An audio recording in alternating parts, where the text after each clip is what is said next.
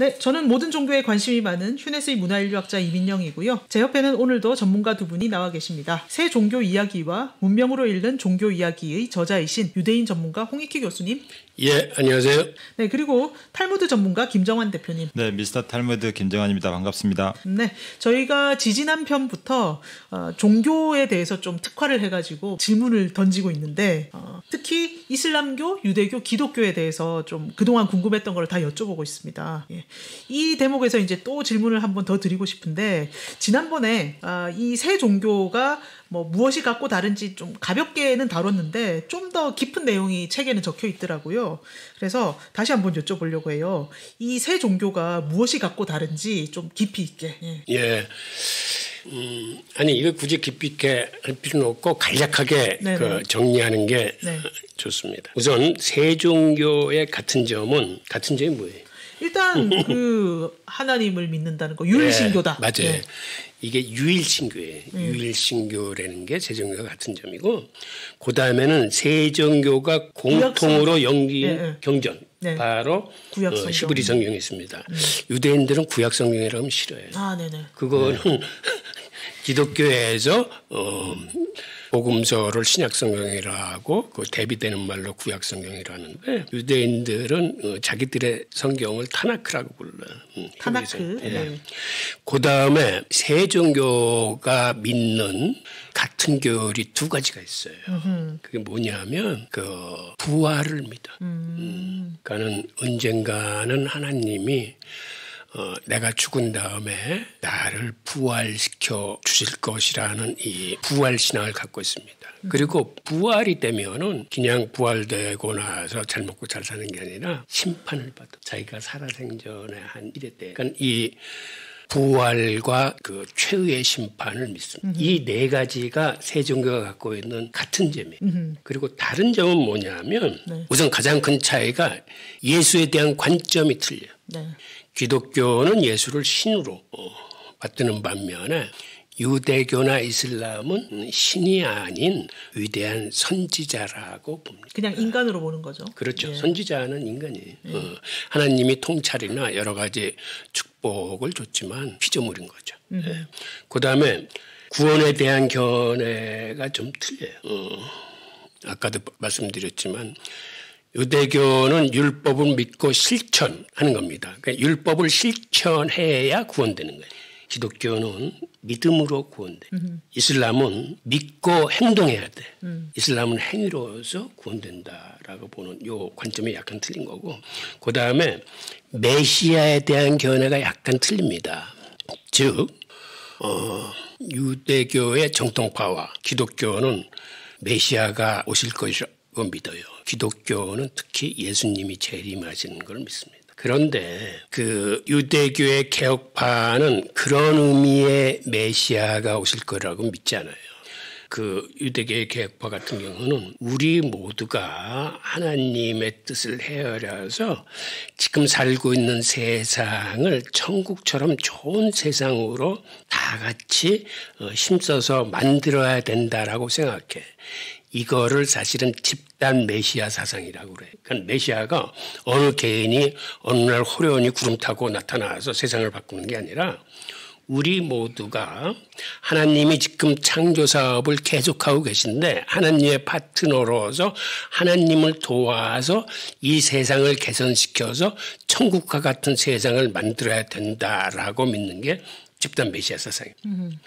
그다음에 원죄 사상도 각 종교마다 좀 틀려요. 유대교에서는 원죄 사상이 없다고 저번에 들은 것 같은데. 맞습니다.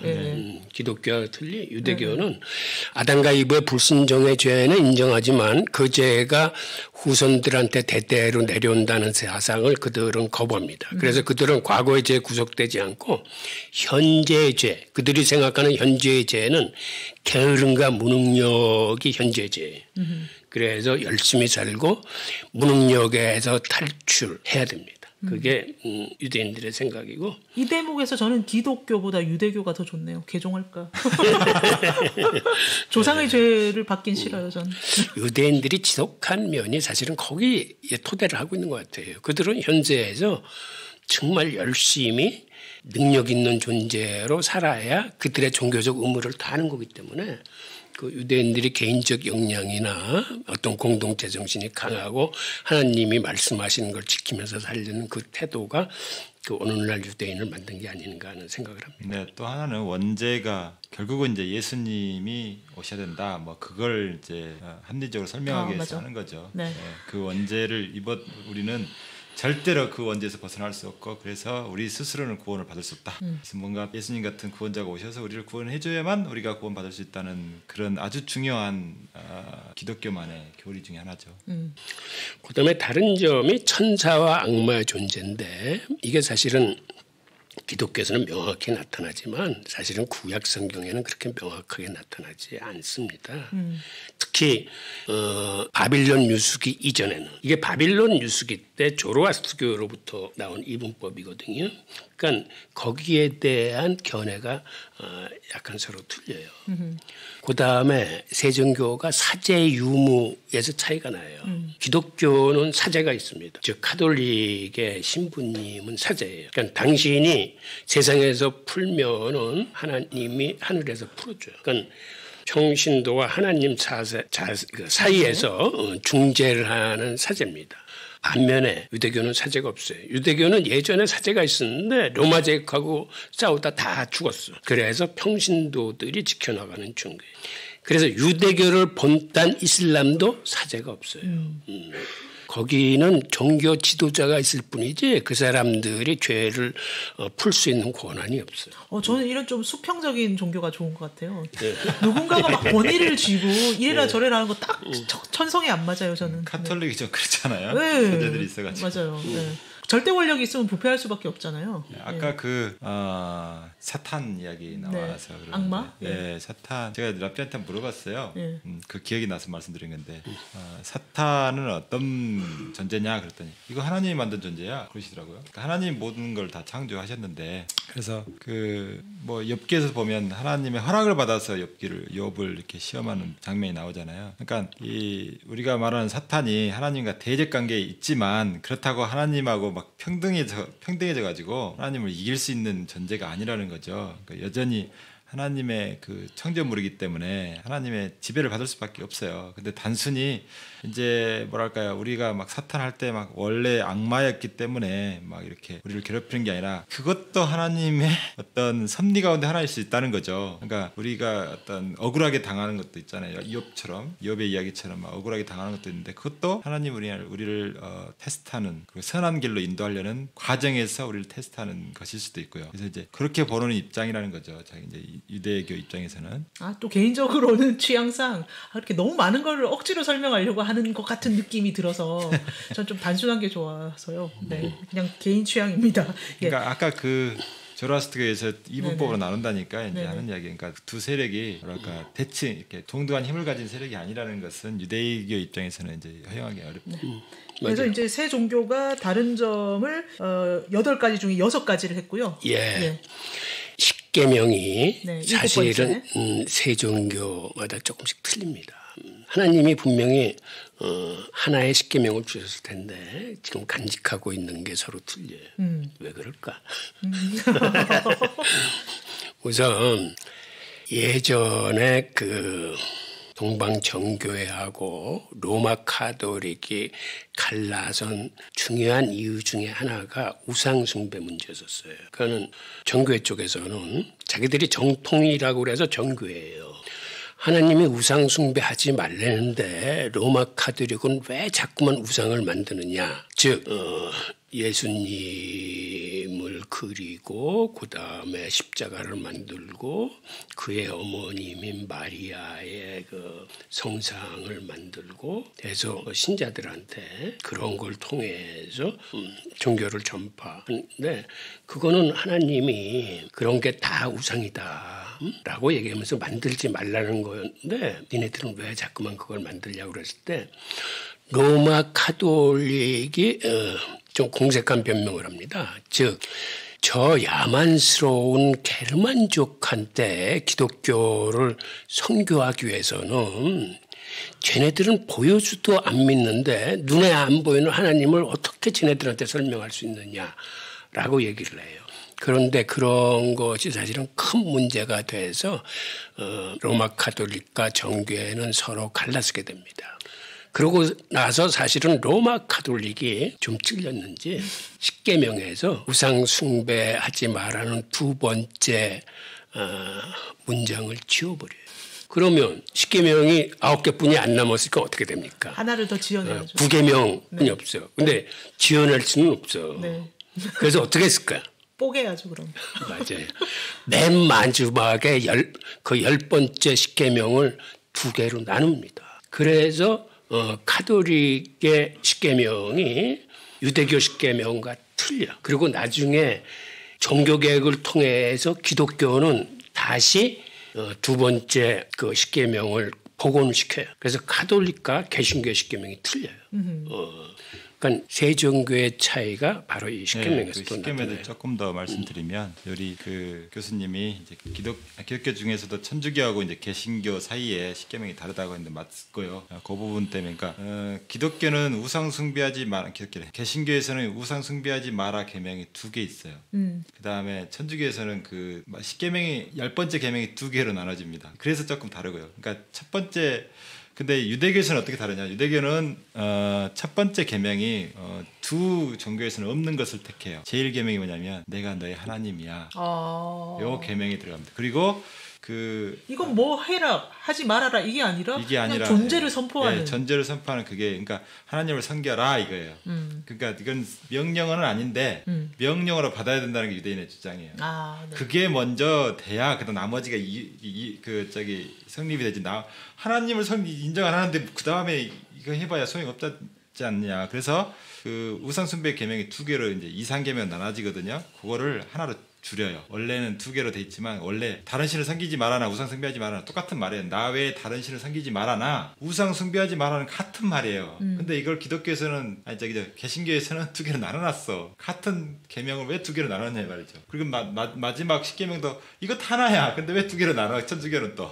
그러니까 그런 모순점이 있기 때문에 그 유대교에서는 첫째 계명을 새롭게 하나 넣어요. 그래서 아까 그 계명인데 그래서 우상 숭배 계명도 하나 줄이고 나중에 10번째 계명도 하나 줄이면 이제 십계명이 되는 거죠. 그래서 이 부분을 두 종교 개신교하고 천주교에서 이거 오해하고 있다라고 얘기하는 거고요. 또 하나는 십계명은 10개의 계명이라기보다는 10범주라고 얘기해요. 그러니까 613개의 계명을 10개의 범주로 나누면 그 십계명의 그 계명들이 대표 계명이라는 거예요. 예를 들면 안식일을 지켜라 이 계명은 무엇에 대해 어떤 율법들의 대표 계명이냐면 절기 지키는 거예요. 뭔가 시간에 맞춰 딱딱딱 지켜야 되는 그런 계명들은 요 안식일은 시간에 맞춰 지켜야 되잖아요.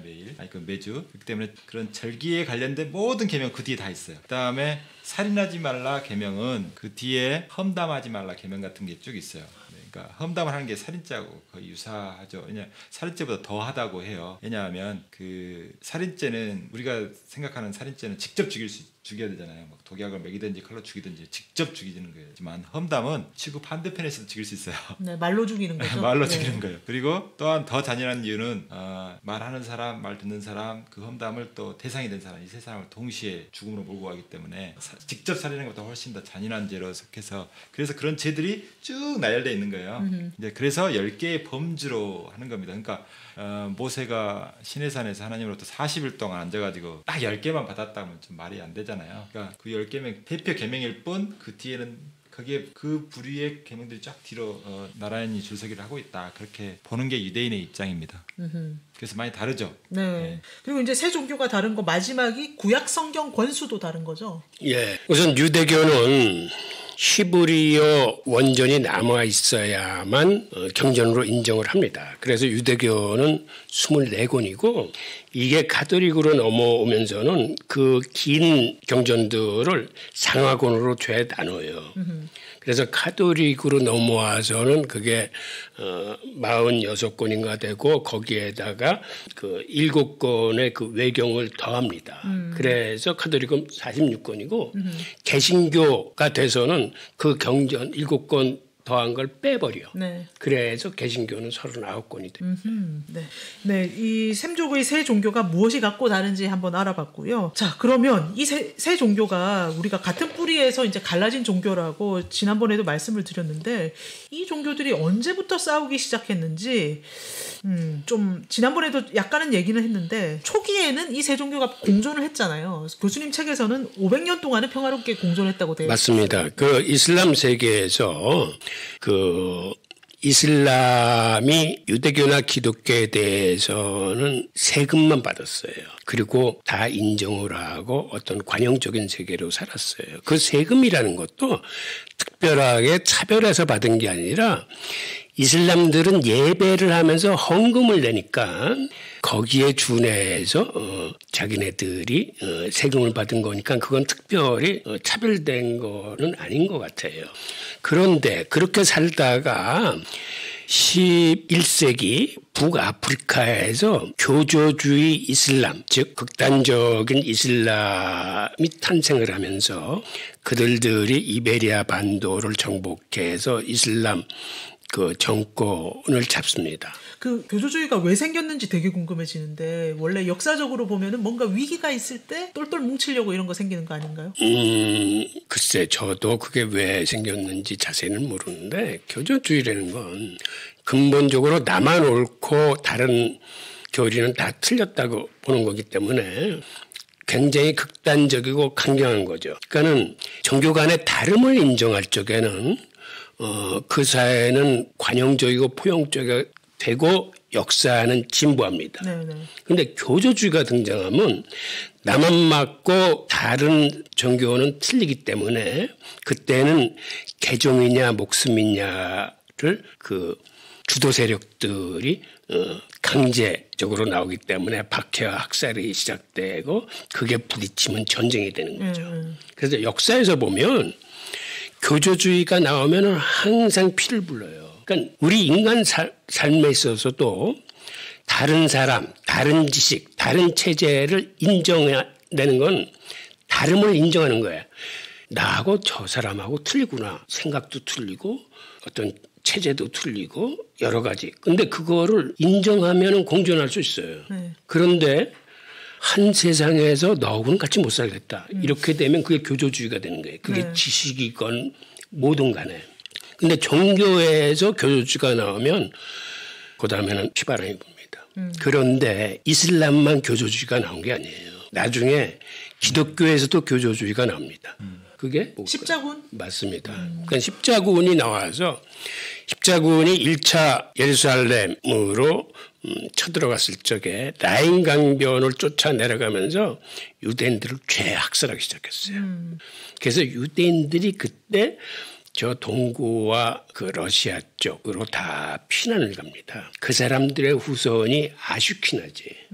그러니까 유대인은 두 개의 큰 부류로 나눌 수 있는데 아슈키나지라는 뜻이 독일계라는 뜻이에요. 아슈키나지가 독일이라는 뜻이에요. 그래서 그 사람들은 저 슬라브 민족하고 오랜 기간 함께 살면서 피가 섞여서 백인처럼 보여요. 근데 원래 유대인은 중동 사람 아니? 그래서 좀 코가 매부리고 검붉게 생기고 그랬어요. 그 사람들은 북부 아프리카 거쳐서 스페인에 살던 사람들은 지금도 그 혈통을 유지하고 있습니다. 그럼 그 사람들을 보면 완전히 그 사람들은 중동계처럼 생겼어요. 그래서 그 사람들을 세파라디라고 불러요. 세파라디라는 건 스페인계라는 얘기예요. 그러니까 유대인은 크게 스페인계와 독일계로 나누는데 그래서 지금도 이스라엘 같은 경우는 세파라디가 한 40%고 아슈케나지가 한 60% 정도 돼. 근데 미국의 유대인은 90% 이상이 아슈케나지들이에요. 그래서 미국의 유대인은 보면은 백인처럼 생겼고, 그 세파라디는 지금도 봐도 중동 사람처럼 생겼어요. 그런데 그러면 교조주의가 이슬람하고 기독교에만 있는 거냐? 유대교는 없었네? 교조주의? 있었으니까 이렇게 물어보시겠죠? 유대교는 사실은 예전에 그 라빈 수상이 팔레스타인하고 평화협정을 맺습니다. 그리고 그 양반이 노벨 평화상까지 받아요. 그런데 1995년에 자국민에 의해서 암살당해. 즉 암살한 세력은 그 극단적인 시오니스트들이에요. 그래서 우리가 구분해야 될 게 유다이즘하고 시오니즘은 좀 구별해야 돼요. 그게 왜 그러냐면 정통 유대인들은 지금도 유다이즘은 시오니즘하고 같지 않다라는 걸 확실히 합니다. 즉 시오니즘은 유대인의 정통적인 어떤 그 교리가 아니에요. 그런데 극단적인 시오니스트들이 잡으면 어떻게 되느냐면 그게 바로 교조주의예요. 그래서 이슬람하고의 공존을 그 친구들은 원치 않아. 그래서 이스라엘 내 이슬람들을 핍박하고 박해하고 학살하는 이유는 바로 교조주의 때문에 그래요. 어느 종교나 교조주의가 나오면 종교는 피바람이 불어. 근데 이 교조주의라는 게 이 종교에만 있는 게 아니고 사실은 인류 역사의 모든 곳에 있어요. 그렇죠. 인종차별이건 지식의 문제건 즉 여기서 우리가 하나 느낄 수 있는 건 인간이 신을 믿는다는 건 자기의 한계를 절실히 느끼고 어떤 그 무한 내 존재한테 의탁을 하는 건데 즉 자기 스스로의 지식이나 모든 게 부족함을 느끼고 겸손할 때 신을 찾게 되는 거거든. 그게 종교상의 문제든 어떤 지식의 문제든 자기의 무지를 인정하고 어떠한 큰 존재를 신뢰하고 했을 적에 그게 또 어떠한 큰 존재뿐만 아니라 모든 지식이건 모든 사상이건 여기에서 사람들이 그 겸손해질 적에 우리는 평화를 찾을 수 있어요. 그리고 우리는 조금 더 성숙해질 수 있어요. 근데 내가 안다라고 생각했을 적에 문제가 생기는데 바로 종교적인 입장에서는 그게 교조주의예요. 나만 옳고 내가 알고 상대방은 잘 모르고 틀렸다고 생각해요. 네, 그렇습니다. 네. 그러면 이런 교조주의가 유대교 안에도 있는데 이 정통 유대교나 유대인들은 어떻게 해석하고 있나요? 네, 이게 저는 필요악이라고 해야 되나요? 교조주의가 발생할 수밖에 없는 그런 이유가 있는데 그게 이제 아랍으로부터의 그 위협이에요. 그러니까 독립한 이후 1948년 5월 14일 이후로 독립전쟁을 거치면서 뭐 6.1 전쟁, 용키프 전쟁 뭐 이렇게 해가지고 한 4번의 전쟁을 거치면서 이 아랍 세력과의 이 대립을 피할 수가 없게 된 거죠. 지금은 뭐 핵을 가지고 이란하고 이런 분쟁도 겪잖아요. 그러면서 뭐 이제 팔레스타인 사람들하고 피해로 해가면서 아까 말씀하신 대로 빌 클린턴 대통령의 중재로 1995년쯤에 오슬로 협정을 맺으면서 이제 중동 평화 협정을 맺었는데 그러게 갖고 뭐 서로 철수하고 뭐 이렇게 서로 하기로 했거든요. 그런데 이제 그 이차크 라빈 총리가 구구파에 의해서 암살당하면서 그때부터 이제 지금의 네탄야후 총리 있잖아요. 그분이 그때부터 집권한 건 아니에요. 아니지만 그때부터 구구 세력들이 등장했는데 저렇게 평화롭게 평화를 맺어놓으면 우리한테 불리하다는 거 생각하는 거예요. 그 사람들하고 전쟁을 해봤잖아요 이미. 네네. 평화가 이루어지겠냐 이 말이죠. 우리는 계속해서 강경 입장을 그 사람들로부터의 어떤 침략을 대비해야 되는 입장인데 그 사람들하고 평화를 한다고 해서 그 사람들이 쉽게 말하면 우리하고 이 북한하고 평화협정 맺으면 그 사람들이 남친 야욕을 뭐 버리고 순순히 우리하고 평화를 지킬 것이냐 그런 의문이 있는 거죠. 그러니까 구구파 입장에서는. 그리고 시오니즘 자체가 그 옛날 조상의 땅으로 돌아오자는 건데 그게 테오더 헤르첼이라는 사람이 처음에 주장을 했고 1890년대 후반. 그래서 시오니즘 회의도 몇 번 열렸고 그다음에 유명무실해지다가 이제 그 영국의 발포 선언을 통해서 이제 유대인의 나라를 이제 팔레스타인 지역에 세워주겠다 약속을 했기 때문에 그 다음부터 이제 그런 이제 오스차일드 자금이 들어가면서 그 땅을 조금 사모으다가 이제 대량으로 이제 이미 시작됐고 이제 슬슬 이제 세력이 커지니까 나중에는 이제 2차 세계 끝나고 나서 그 유엔의 그 승인을 받아갖고 이스라엘 나라를 세운 거잖아요. 독립을 선언했지만 이제 그쪽에 살던 팔레스타인 사람들, 시리아, 요르단, 뭐 이집트 이런 많은 나라들이 우리가 허용할 수 없다고 그랬고 전쟁을 했는데 져버렸네. 그러니까 이게 문제가 되는 거죠. 그런데 랍비들 중에서는 왜 시오니즘을 이렇게 주장을 해가지고 괜히 이 땅에 우리가 왜 이 땅에 살아야 돼? 그런 사람도 있단 말이죠. 왜냐하면 이렇게 생각하는 사람도 있어요. 하나님이 우리를 이렇게 다른 나라에 이렇게 디아스포라라고 하죠. 유대인 디아스포라를 만든 게 한 나라에 앉아 있으면 한 나라에 계속 살고 있으면 쉽게 말하면 핵 하나 던져놓으면 다 죽는다. 그러니까 흩어놓으면 그렇게 못할 거 아니냐. 하나님의 섭리인데 왜 그렇게 한 곳에 모여 살라 그래. 이거는 사람들이 대부분 못 들어본 새로운 해석이네요. 그러니까 그렇게 해놨는데 뭐 하려고 다시 모여 살아.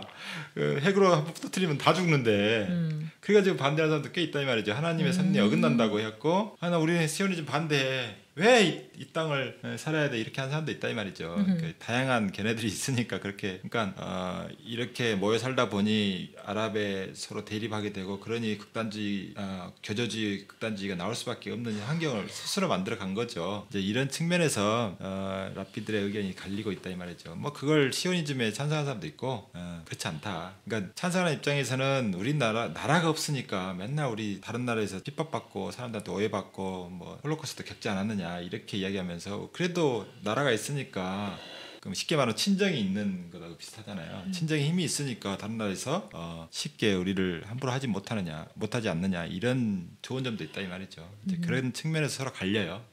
네. 이스라엘이 건국된 거는 영국이 1차 대전을 치르면서 자기들한테 도움이 되는 사람들을 섭외하기 시작합니다. 그게 처음에는 아랍 세계의 지원을 받기 위해서 맥마흔 선언이라는 걸 해. 즉 전쟁이 끝나면은 가나안에 팔레스타인 나라 세우는 걸 지원해 주겠다. 그 다음에 영국의 입장에서는 미국의 참전이 굉장히 기묘했어요. 그런데 미국을 움직이는 유대 자본이나 유대인들의 지원이 절실했습니다. 그래서 똑같은 얘기를 유대인한테 해. 그게 벨푸어 선언이에요. 전쟁이 끝나면 팔레스타인에 유대인의 나라 세우는 걸 지원하겠다. 그러니까 서로 상충되는 약속을 한 거죠. 그래서 유대인은 벨푸어 선언이 나자마자 나라를 세울 준비를 합니다. 벌써 30년 전인데 당시에 그 와이즈만이라는 과학자하고 아인슈타인이 세계를 돌면서 대학을 설립할 자금을 모집해. 야, 나라를 세우기도 전에 대학을 세우기. 그래서 자그마치 건국 30년 전에 히브리 대학을 세웁니다. 그리고 아인슈타인은 생각하기에 나라가 세워지면 중요한 거는 과학기술인데 그리고 분명히 나라가 세워지면은 저 아랍 국가하고 싸움이 일어날 텐데 그걸 준비하기 위해서는 공대가 필요하다라고 내다봐. 그래서 아인슈타인은 비슷한 시기에 테크니온 공대를 세워요. 그러니까 자그마치 그 당시에는 팔레스타인에 유대인들이 몇천 명 살지도 않을 텐데 이미 히브리 대학하고 테크니온 공대가 생겨요. 그리고 사실은 테크니온 공대 출신들이 비밀리에 자기 집 지하실이나 무슨 가게 밑에서 무기를 만들기 시작해. 그래서 건국과 동시에 터지는 전쟁에 대비를 합니다. 사실. 그러니까 이스라엘 유대인들이 무서운 게 우선 교육을 첫째 목표로 가지고 왔다는 거. 그 다음에 30년 이상을 준비를 해야 되는 거. 그래서 실제로 건국을 발표하는 날 밤에 전쟁이 터져요. 그 아랍 국가들이 얼마나 많습니까? 거기서 유대인들이 살아남아. 그건 사실은 준비했기 때문에 그래요. 그리고 곧 이어서 2차 전쟁이 터지는데 그때 유대인의 비행기가 이미 만들어져 나와요. 그래서 미국이나 프랑스가 깜짝 놀라. 그래서 이스라엘에 들어가는 무기를 다 금수를 시켜요. 근데 그 이스라엘 과학자 기술자들이 모든 무기를 생산해낸 거예요. 그리고 4차 전쟁 때는 4차 전쟁을 치르면서 유대인들이 깨달은 게 하나 있어요. 그때까지만 해도 탱크나 폭격기가 굉장히 위력을 발휘했을 때인데 유대인들이 보기에 이제는 탱크하고 비행기를 가지고 싸우는 시대는 이미 아니다. 라고 그래서 그 사람들이 전쟁 시스템을 바꿔요. 그때 어떻게 바뀌냐.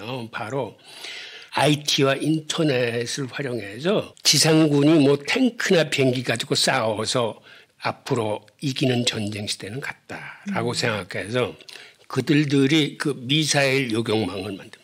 그래서 지금도 이스라엘의 그 아이언돔이 가장 근데 아이언돔이라는 건 기본적으로 위성이 떠 있어야 돼. 그러니까 서너 곳 이상에서 한 지점을 동시에 관찰해야 그게 그 좌표에 잡혀서 하는 거예요. 그리고 그들이 핵무기를 만들어. 그러니까 그 다음에 그들이 만들어내는 게 드론이야. 그리고 군대 체제에서 가장 중요하게 생각하는 게 바로 인터넷 요원들이야. 그래서 그 칼피오트라는 장교부대 같은 경우는 고등학교에서 공부를 제일 잘하는 집단들을 그 군대로 데려오면서 그 친구들한테 처음에 전원 히브리 대학에 합숙시켜서 공부를 해요. 3년 기간 동안에 다른 사람이 4년에 전공할 거를 2개를 이수하게 만듭니다. 기초과학 하나 하고 자기들이 저거 하는 걸 그 천재들한테 3년에 다 끝내게 해. 그리고 데려와서 장교로 복무시켜. 그 친구들이 하는 건 인터넷을 통한 그 방어 체제와 이 군사적인 그거를 하는 거예요. 그런 식으로 그 다음부터 뭐 인터넷 보안 부대 뭐 이런 걸 만들어요. 그래서 이스라엘 사회에서는 그 사람이 어느 대학을 나온 게 중요한 게 아니라 어느 부대에서 근무했느냐가 더 중요해. 그리고 이 사람들이 사회에 나와서 자기들끼리 아주 똘똘 뭉쳐. 그래서 이스라엘 정계, 재계, 뭐 과학계, 벤처계 출신들이 최 그 부대 소속 그 동료들이야.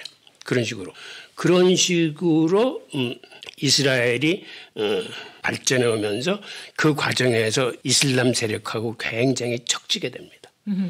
그리고 지금의 팔레스타인 문제도 거기에 그 계속되는 전쟁의 결과로서 처음에는 사실은 팔레스타인 지구가 컸었는데 그게 점점 줄어들어 가지고 지금은 아주 협소한 지역에 가둬놔 버린 거죠. 네. 그러니까 그 처음은 맥마운 선언과 벨푸어의 상충된 선언으로부터 그 역사가 이루어진 거예요. 그런데 이런 교조주의를 앞으로라도 그 막을 수 있는 방법은 사실은 유대인들은 어떤 의미에서 자정 능력이 있는 민족이에요. 자기가 잘못했다면 고칠 수 있는 민족이에요. 네. 그래서 유대인 사회에서 지성인들이 많이 나타나요. 사실은. 촘스키 같은 사람도 자기네 이스라엘을 굉장히 신랄하게 비판을 합니다. 언어학자 노암 촘스키. 예. 예. 결국 그 사람들은 죄 이스라엘 입국이 거부됐어요. 그러니까 이스라엘 입국이 거부된 유대인들 많아요. 네네. 그런 지성인들이. 그런데 네. 이렇게 해서 자정 능력으로 못할 경우에는 역사를 살펴보면 하나님한테 다 징계를 받아요. 네. 즉 큰 잘못을 저지르면 계속 그 이스라엘 역사를 살펴보면 신의 징벌이 있었어요. 그래서 이러한 것이 그 자정 노력을 통해서 고쳐지든가 하여튼 어떤 식으로라도 방법을 찾아야겠죠. 그러니까 더 이상 어떤 그 학살이라거나 핍박은 사실은 정당하지 못. 해결책은 사실은 없고요. 그러니까 이제 그 이스라엘 지금 점점 이제 유대인 정착촌을 계속 팔레스타인이 점령하고 있는 지역에 계속해서 이제 설치함으로써 진짜 쉽게 말하면 억제고 있는 거죠. 근데 이런 일이 있었대요. 이제 그 유대인들이 서로 이제 독립전쟁 일으키고 막 유대인들이 일으키는 건 아니지만 유대인들하고 독립전쟁하는 기간에 청 아래는 눈이 없습니다. 다 피해 가십시오. 그러니까 이제 그 팔레스타인 사람들이 전부 이웃 나라로 전부 이제 피난을 갔어요. 그런데 전쟁에 지다 보니까 이 아랍 사람들이 자기 나라에 있던 유대인들을 이제 핍박하기 시작하는 거예요. 자기 나라에도 유대인들이 있었거든요. 그러니까 유대인들을 다 핍박하니까 이 사람들이 다 이제 이스라엘로 더 이제 갔어요. 다 받아줬어요. 다 받아주고. 그런데 이 사람들, 그러니까 이스라엘에서 저기 피난 나왔던 팔레스타인 사람들은 이 요르단이나 뭐 시리아니 뭐 이런 데서 안 받아줬어요. 다시 들어가라 그랬어요. 왜요? 안 받아주고 다시 들어가라고. 그러니까 이 사람들이 이제 서름에 겨워가지고 계속 전쟁을 4번이나 했지만 계속해서 이제 뭐랄까요, 그게 안 풀린 거죠. 그러니까는 받아주면 쉽게 문제가 해결되겠죠. 그러니까 주위 나라에서 이 사람들 난민들이니까 도와주면, 가자지구에 있는 사람들 도와주면 받아들이면 상관없는데 그나마 좀 문제가 좀 그렇잖아요. 근데 여기를 안 받아주는 거예요. 안 받아주니까 자기들은 죽으나 살아 거기 살아야 돼. 근데 이스라엘도 압박을 가하지, 이쪽에서 안 받아주지. 그러니까 중간에서 완전 이렇게 오도가도 못하는 상황이 되니까 막 죽기 살기로 이제 봉기를 하지만 이미 이제 형세가 기울이다 보니까 뭐 어떤 뭐랄까 계속 이제 당하는 입장이니까 이 사람들은 이렇게 서로 이스라엘하고 이렇게 테러를 하든지 할 때, 전쟁을 할 때, 미사일 주고받을 때 이 포대들을 전부 이 가정집 있는 곳에 설치를 해놔요. 그러면 이스라엘 입장에서는 그 포대를 포격을 해야 되는데, 포격을 하면 주위의 민간인들이 다 죽잖아요. 그걸 이제 예신들한테 다 보여주는 거예요. 그러면 그걸 보고 와, 이스라엘 나쁜 놈들 이렇게 한다 이거죠. 그래서 그런 부분들이 이제 국제 여론을 환기시키기 위해서 그런 식의 이제 피해 상황을 만드는 거죠. 그러다 보니까 이제 그런 모습을 자주 보는 우리는 이스라엘 때려 죽일 놈들 이렇게 생각한다 이 말이죠. 대신 이스라엘은 아이언돔 시스템이 있어요. 그래서 미사일을 쏘든 뭐든 피해가 별로 없는 거야. 그러니까 일방적으로 당하는 모습만 보여주니까 국제 여론은 엄청나게 팔레스타인에 우호적인 건 맞아요. 근데 실제로 이제 이스라엘 가보면 가자 지구라고 해갖고 이제 8km, 4km 그 넓이에 있는 지중해로 가로막혀 있는 그 지역은 진짜로 아주 극단적인 테러리스트들이 그런 사람들만 모아놓은 거고요. 조금 그래도 봐서 괜찮은 사람들은 같이 살아요. 제가 있었던 동네도 같이 마트도 가고 그래요. 근데 번호판은 달라요. 차 번호판이 달라서 그거 구분할 수 있거든요. 제가 에피소드를 말씀드리면 그 히치하이킹을 할 수 있어요. 그 가게 나가가지고 이제 큰 길에 가면 히치하이킹 하는데 이렇게 손으로 치켜 세우면 이렇게 똑바로 하면 예루살렘 가는 거고요. 이렇게 밑으로 하면 로컬이에요. 그러니까 주위에 이렇게 가까운 동네에 가는 건데 히치하이킹 그렇게 신호를 보내거든요. 가까이에 가는 사람들은 이렇게 한 사람만 태워요. 근데 그때 이스라엘 사람들이 그러니까 그 유대인들이 하는 이야기가 절대 팔레스타인 차는 타지 마라. 너 잘못 걸리면 납치돼가지고 몸값 내야 돼. 그래야 풀어줘. 그러니까 이게 팔레스타인 차는 노란색인가 그랬을걸요.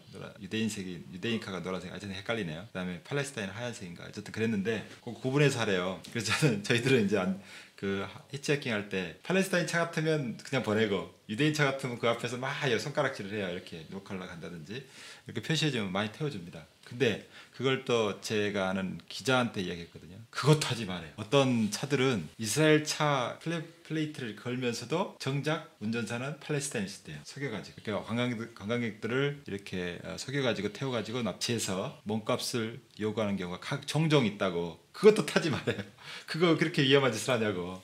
그래서 거기 예루살렘도 가보면 그 팔레스타인 사람들이 점령한 지역이 있고 유대인들이 점령하는 지역이 있어요. 그 안에 막 군인들이 쫙 깔려가지고 눈을 부라리고 있거든요. 이런 것처럼 여전히 지금 유대 사회는 그런 긴장감이 도는 사회예요. 그래서 실제로 제가 다녔던 그 예시바의 학생이 실제로 팔레스타인한테 칼 맞아 죽었다는 소식도 들리더라고요. 작년 1월달에 갔다 왔는데 5월달에 그 소식이 들리더라고요. 여전히 긴장감이 있고 그리고 실제로 이렇게 철조망이 쳐졌어요. 유대인 지역은 철조망으로 다 이렇게 쳐놨어요. 지금까지 이 새 종교가 어떻게 탄생하고 지금 계속 갈등이 일어나는 이유가 무엇인가 계속 살펴봤는데 여기서 뭐 평화를 가져오는 방법도 찾고 싶지만 찾기 힘들 것 같아요. 제 생각에는 뭐 진짜 답이 없고요. 우리나라도 북한하고 싸우면서 지금도 그걸로 이제 계속해서 증오를 가르치려고 하고 반공주의 하면서 그런 역사가 있잖아요. 또 그런 것을 이용해서 자기 세력을 유지하는 기득권 정치인들이 있죠. 있듯이 거기는 왜 없겠어요. 네네 그렇죠. 똑같이 그렇게 하는데 신뢰가 이렇게 서로 바탕이 돼야 되는데 신뢰는 서로 주고받는 거거든요. 먼저 이렇게 뭐랄까요?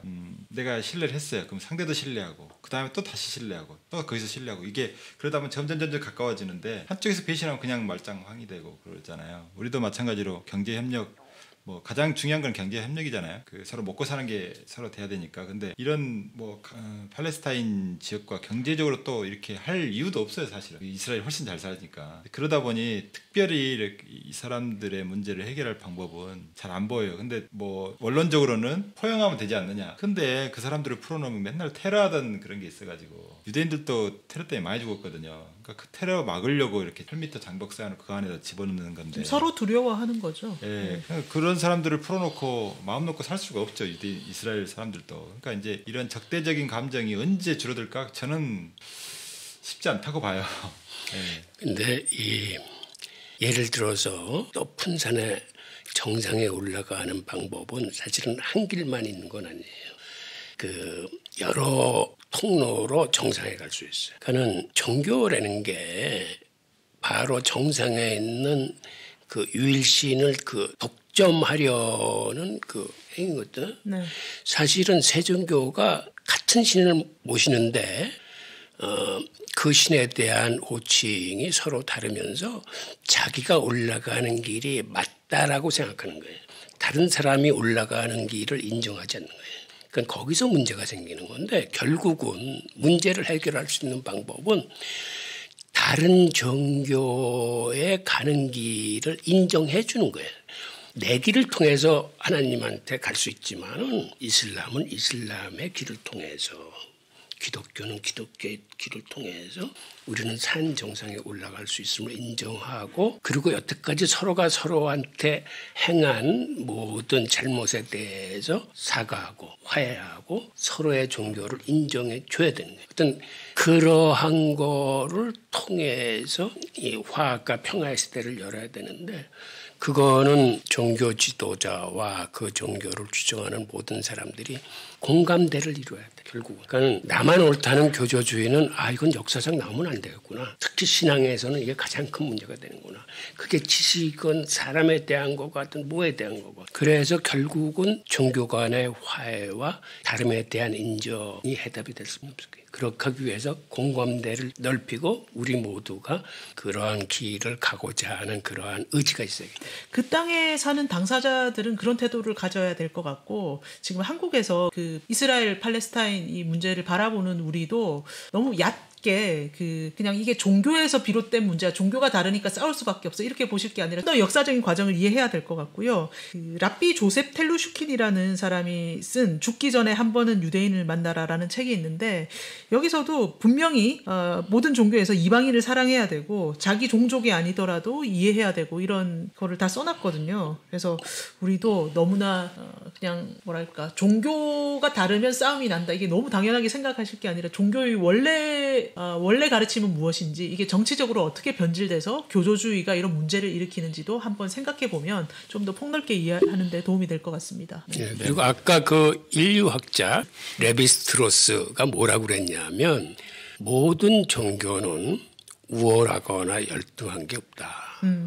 결국 어떠한 사회적인 차별이나 인종주의나 어떤 이러한 현상들은 옳지 않다는 거예요. 그 사람은 그렇게 얘기를 했어요. 네. 그러니까 종교 간에 서로 평등함과 상대방에 대한 인정이 선행돼야 되는 거예요. 그게 이제 프랑스 말로 똘레랑스, 네. 관용이 있어야 되는 거죠. 이제 그런 관용의 정신은 서로 평등하다 그런 개념이 없으면 그 안 되는 거죠. 막 상대방 종교를 막 사탄의 종교니 뭐 그러면 사탄은 진짜 없애버려야 될 상황이니까 이제 그렇게 생각하면 안 되고, 같은 평등한 사람으로서 자기 믿음 자기가 지키고 가는 가면 되잖아요. 저는 유대인의 생각이 좀 합리적이라는 게, 그래 너희들 구원받을 길 있으면 그쪽으로 가, 우리는 상관 안 할 테니까, 뭐 이런 태도가 저는 나름 포용하는 거라고 저는 생각합니다. 근데 이제 기독교 쪽에서는 예수를 안 믿으면 구원이 없어, 그러니까 이제 여러 가지로 이제 뭐 여러 가지 극단주의적인 그런 원리주의, 교조주의가 나타나서 좀 힘든 역사적인 사건들이 많이 있었잖아요. 이제 그런 면에서 좀 그런 부분을 우리가 종교인들은 특히 그 부분을 좀 조심해야 되지 않나, 그런 생각이 듭니다. 네, 저희와 청자님이 저희 게시판에 올려준 질문에서 시작해가지고 지금 종교 간의 대화합까지 얘기하는 되게 흥미로운 시간이었어요. 혹시 더 풀리지 않는 질문이라든지 이런 내용 더 다뤄주세요 하는 게 있으시면 저희 애청자 게시판에 올려주시면 저희가 항상 읽어보면서 반영을 하고 있으니까요. 네, 게시판 적극 활용해 주시면 감사하겠습니다. 그럼 좋아요, 구독, 댓글 3종 세트로 저희에게 힘 더 실어주시면 저희가 더욱더 좋은 컨텐츠로 찾아뵙도록 하겠습니다. 감사합니다. 감사합니다. 감사합니다.